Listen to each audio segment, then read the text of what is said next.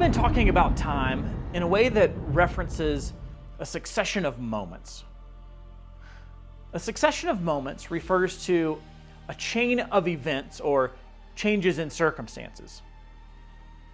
These events might be physical, like a row of dominoes falling over, or they may be non-physical, like thoughts flowing from one to another. Either way, it's a succession. So basically, when any kind of change occurs, there's a sequence. There's before, there's during, and there's after that emerges. As we considered the three views, God outside of time, God inside of time, God entering time, a case was made for each and questions and challenges arose correspondingly. But each of those views treated time as a succession of moments. Well, what if time is more foundational than a succession?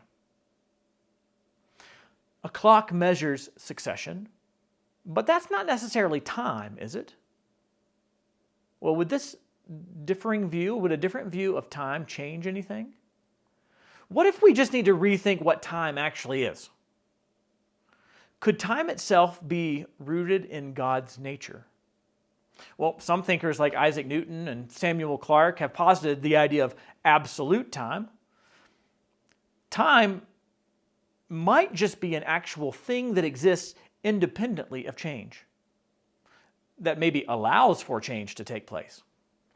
Albert Einstein, though he thought differently about time than Newton, also concluded that time was an actual thing, and he did so actually by going so far as to say that space and time are wound up together. His theories of relativity gave actually evidence of the theory of time. He saw time as a physical aspect of the universe. And because his theories of relativity seemed to work in experiments, especially when investigating large objects moving through the universe, many physicists have adopted this notion of time. The point is that time might be a thing, not just a measurement of change or a succession of moments. Time might be a physical and or metaphysical thing that exists in and of itself. And because of it, change is possible. R.T. Mullins recently published a book. It's called Divine Time Maker to Divine Watchmaker. In that book, he proposes that we ought to think of God as being temporal. When we use the term divine temporality, we're just stating that God is eternal and temporal. I think his most significant contribution in regards to the conversation we're trying to have is his exploration of time as part of God's very nature that plays itself out in creation as a succession of moments. So think about it like this. If time is a part of God's nature, then he can participate in a succession of moments, but he doesn't have to. Therefore, God's not limited by creation. He's simply limited by his own nature, which isn't actually a limitation at all, right? In the same way that sometimes people say or challenge, is God limited by logic? And well, no, because God can't perform logical impossibilities because God's nature is logic. It flows from who God is. So he's not limited by it unless you mean limited by saying like he is this particular thing and not something else. But that's just a definition of or a character of God. He's not all things, right? He's a particular way. So is he limited? Well, okay, you can use that word if you want to. But he's not limited in any negative kind of way.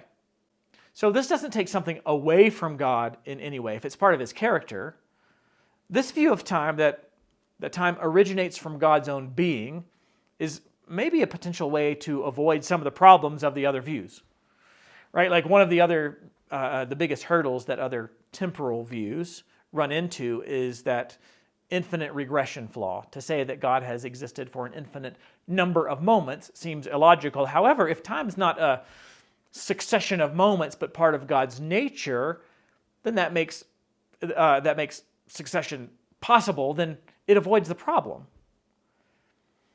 This view may be able to avoid declaring that God changed with creation. He can remain temporal with or without creation, right? Because it actually is part of his nature. What does it mean to say that God has time as a part of his nature if we're not thinking of a succession of moments? And to some, it might just seem like an attempt to avoid problems that raises lots of other questions. But we could say, and philosophers do say, that maybe time is something more like duration. Well, duration describes something different than like stepping stones of moments. It's a way of saying God doesn't stop existing, nor did he ever begin to exist. It's the same truth that the God outside of time proponents cling to. They say that God is not temporal because he has no succession of moments. He just exists eternally. Well, this view of divine temporality has the benefit of agreeing with the eternalist while still being able to make the claim that God is temporal because time, again, something more like duration, is just who God is. Now, it may seem like a contradiction to say that God is temporal, therefore he exists in duration, while at the same time saying that it doesn't have to include a succession of moments. But I think that the key to this view is just understanding that until we can define or discover what time actually is, then there is likely not going to be any solving of the God's relationship to time problem. Maybe we need a different way to look at it, and this is a view that proposes that. It says, stop jumping to conclusions based on time not actually being something. Maybe we should treat time as something real, not just an illusion. I mean, time may not be reducible to change, even if they're closely related. So maybe we're jumping the gun, getting into some arguments that we have no business really going there.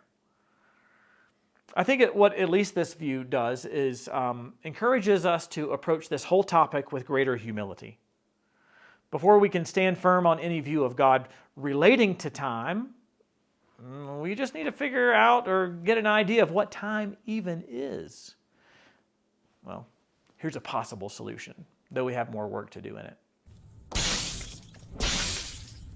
When we began this course, we asked the question, how does God relate to time? That was a straightforward question, wasn't it? Yeah, right. In our first session, we talked about why this issue matters. God's relationship to time affects how we understand God and his relationship with creation, his relationship with us. In our second session, we examined the most traditional view, God outside of time. We saw that this view highlights really God's transcendence, his immutability, but it raises severe questions about how God can be personal and interactive. In our third session, we explored basically the opposite view, God in time. This view may seem to fit better with the biblical account of God interacting with his creation, but it raises questions about God's limitations and the problem of God having an infinite regression of moments. In the fourth session, we presented a view called God enters time. This was a view that attempts to preserve the strengths from each of the previous views by saying God is timeless in his being, but humbled himself with the creation of the world to enter into newly created time. Though there are benefits, it may come with the weaknesses of both the previous views. And then finally, in our fifth session, we just step back and quickly ask, wait a minute, what even is time? What if it's a real thing? What if it's a real thing that exists as a part of the nature of God? Then God might be temporal, but in a way that doesn't involve a succession of moments.